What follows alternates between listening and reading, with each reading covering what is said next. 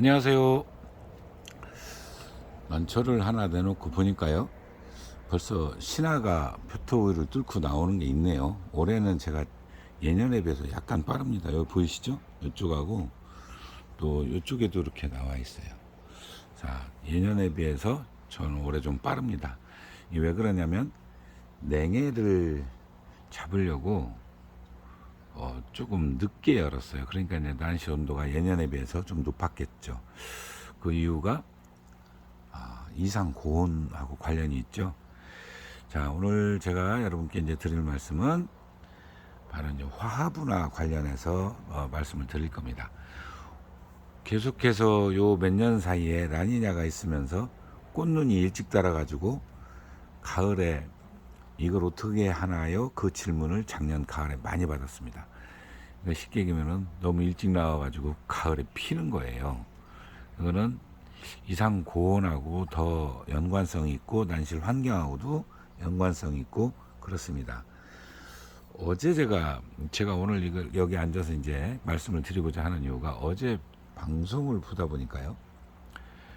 그 이상 고온으로 거북이가 알을 낳는데 그게 27도 정도 유지가 되면은 암수가 적절하게 섞여 나온다고 합니다. 27도에서 28도라고 온 것 같아요. 그런데 30도 가까이 되면은 암놈만 나온다고 합니다. 그런데 그거를 이제 과학자들이 그 연구하시는 분들이 보니까 거의 90% 이상이 암놈만 나오더래요. 심각한 거죠. 이 지구 온난화가 얼마나 무서운지를 단편적으로 보여주는 예들 같아요. 그런데 우리는 그걸 잘 인지하지 못하지만 우리 난초에서도 그런 것들이 보입니다.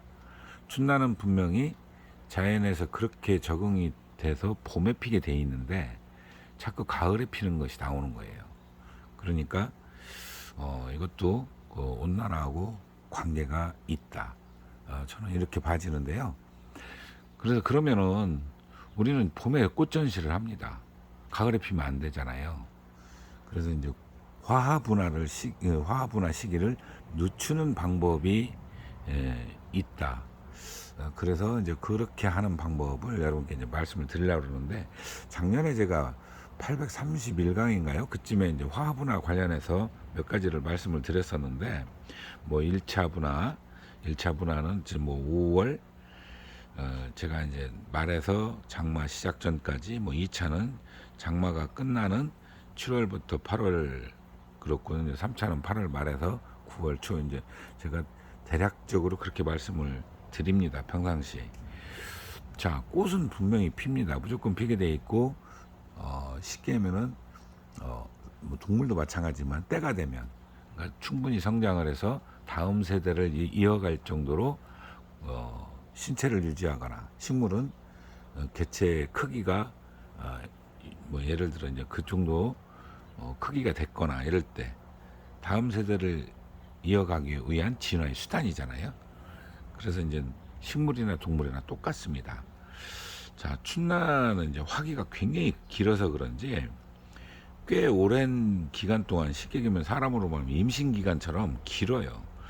짧게는 한 210일부터 뭐 3차 분화 같은 경우는 한 20일 정도 기간이 필요하다면 정상적으로 자연에서는요 온도가 좀 이제 난실보다 낮지 않습니까? 그러다 보니까 대략 한 280일에서 300일 가까이 걸리는 것 같아요.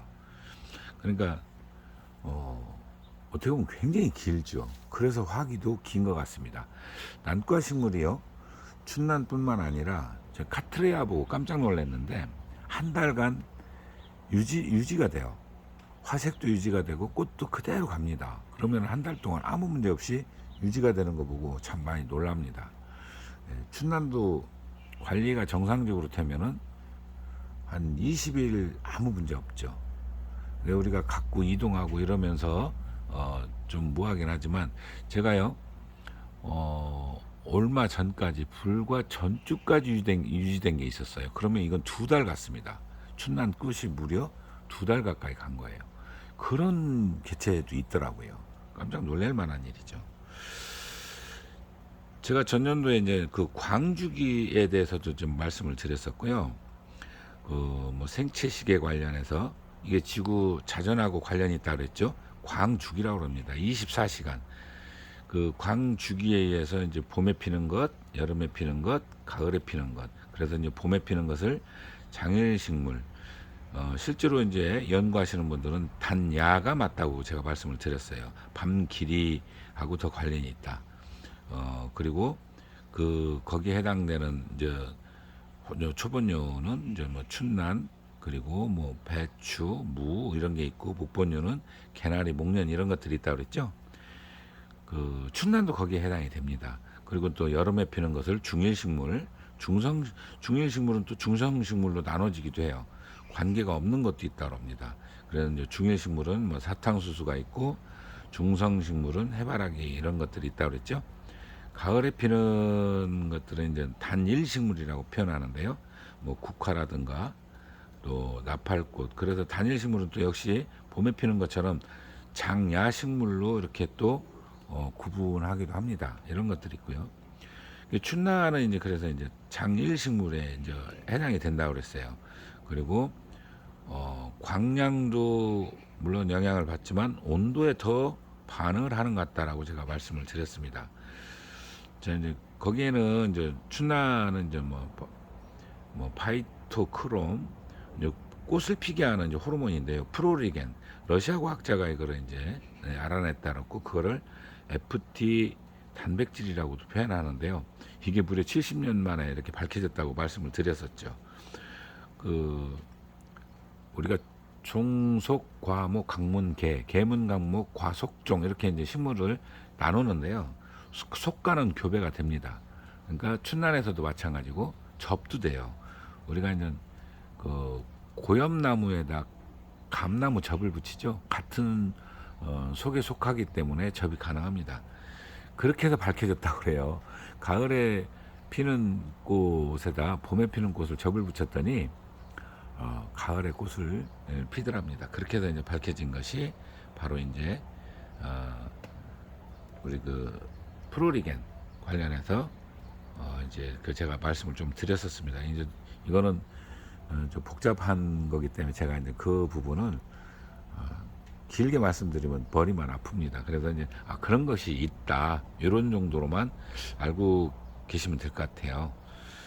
이게 춘나는 이게 낮춰야 되는데, 그러니까 쉽게 얘기하면은 낮추는 게 아니라 늦춰야 되는데요. 춘나는 5월 말에서 자연에서 보면은 6월 장마 기간에 1차 기간에 대부분 꽃눈이 맺어져요.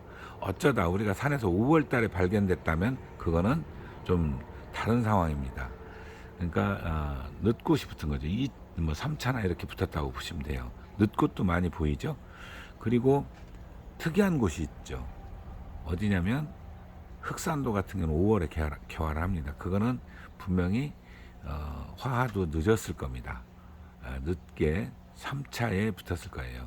환경 때문에 그래요. 거기는 해양성 기후기 때문에 봄에 온도, 그리고 안개와 온도가 낮습니다. 안개가 많이 껴서 광량도 적고 그렇기 때문에, 자, 지금 이제 안개가 바다 해무가 들어오기 시작합니다. 그러니까 해안 쪽에 있는 것들은 늦을 수밖에 없는 거죠. 특히 먼 섬 같은 경우는 더 늦을 겁니다. 그런 데는 문제가 없지만 또 그렇게 오랫동안 한 10,000년 이상 적응하다 보니까 아예 육지에 나와서도 늦게 화분화가 돼요. 예, 그런 걸로 봐서 우리가 늦출 수 있는 건 얼마든지 가능하다는 뜻이죠. 자, 그러면은 1차 예화분화 되는 것이 이상고온으로 가을에 핀다면 더 늦춰야 되겠죠. 2차로 늦춰야 됩니다. 장마기간으로. 그럼 어떻게 해야 되느냐? 빛하고 온도하고 관련이 있다고 그랬어요. 특히 온도하고 더 관련이 있는 것 같다 그랬죠. 그러면 온도를 우리가 낮출 수 있나요? 쉽지가 않아요. 난실에서 온도가 낮춰지기가 굉장히 어렵습니다. 그럼 어떻게 해야 될까요? 관수를 늘려주는 방법밖에 없습니다. 예, 광량을 좀 줄일 수 있으면 줄여줘야 된다고 제가 전 시간에 말씀을 드렸는데, 광량을 줄여주고 온도를 낮추는 게 어렵다면은 광량은 좀 줄일 수 있을 겁니다.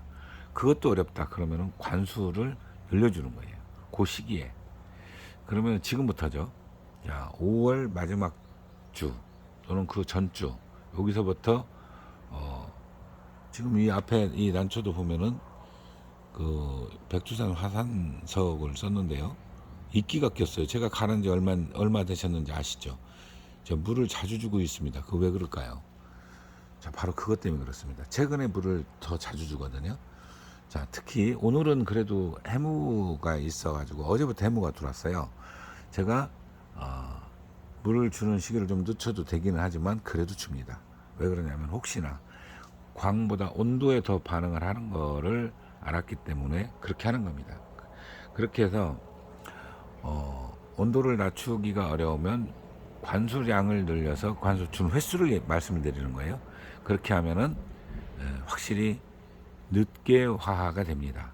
화분하고 관련해서는 제가 여러 번 말씀드렸으니까 꽃눈을 다는 거를 말씀을 드리는 거예요. 애가에서 꽃눈으로 전환되는 걸 막는 겁니다. 조금 늦추는 거죠. 아주 막는 게 아니라 늦출 수 있는 방법이 그 방법이 지금 제가 알고 있는 방법 중에는 가장 현실적인 방법이다. 그래서 여러분께 이제 화분화 늦추는 방법 관련해서 제가 이제 말씀을 드렸습니다. 자, 화분화 관련해서 혹시 궁금한 점 있으면 꼬리글 댓글을 달아주시면 제가 추가로 더 말씀을 드리도록 하겠습니다. 오늘은 여기까지입니다. 항상 건강하시고요. 제가 저 얼굴 본 분들이 걱정을 많이 해주시는데 저 열심히 챙기고 있습니다. 그리고 우리 구독자나 시청자 여러분들도 건강 많이 챙기시기 바랍니다. 감사합니다.